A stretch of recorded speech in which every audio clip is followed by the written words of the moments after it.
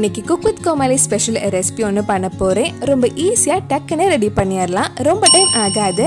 இந்த strawberry stuff avocado halwa எப்படி செய்கிறதுன்னு இந்த வீடியோவில் பார்க்கலாம்.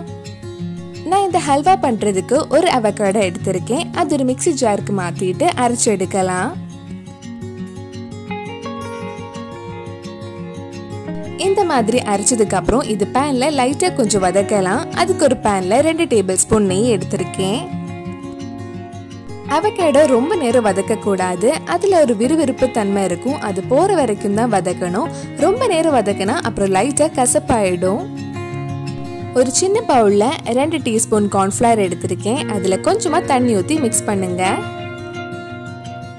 ஹல்வாவோட கன்சிஸ்டன்சி சீக்கிரம் கிடைக்கிறதுக்காக தான் இந்த கார்ன்ஃபிளவர் நம்ம ஆட் பண்றோம். அவகேடோ கொஞ்சம் வதக்கியாச்சு. இனி நம்ம மிக்ஸ் பண்ண கார்ன்ஃபிளவர் இதுல ஊத்தி கைவிடாம கிண்டி விட்டுட்டே இருங்க. நம்ம சேனல்ல இதுக்கு முன்னாடி பண்ண sweet recipe cook with Comali recipes உங்களுக்கு பார்க்கணும்னா அதோட லிங்க் கீழே டிஸ்கிரிப்ஷன்ல இருக்கு. அந்த வீடியோஸும் போய் பாருங்க.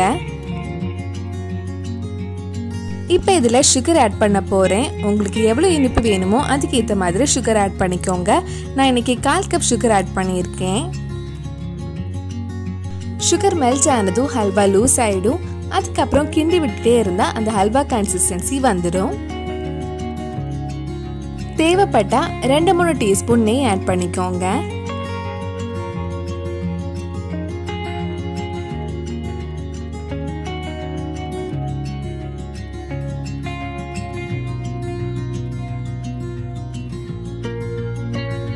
இப்போ ஹல்வாவோட கன்சிஸ்டன்சி வந்திருக்கு. கடைசியா கொஞ்சம் நட்ஸ் ஆட் பண்ணி மிக்ஸ் பண்ணதுக்கு அப்புறம் நம்ம ஆஃப் பண்ணிடலாம்.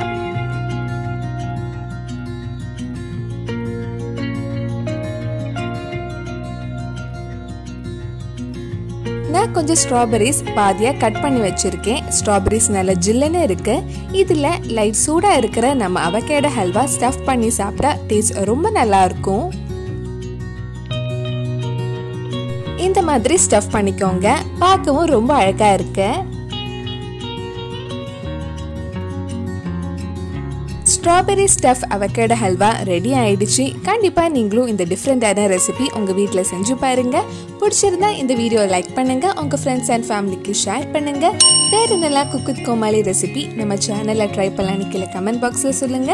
நீங்க இன்னும் என்னோட சேனல் சப்ஸ்கிரைப் பண்ணலைன்னா மறக்காம சேனலையும் சப்ஸ்கிரைப் பண்ணுங்க.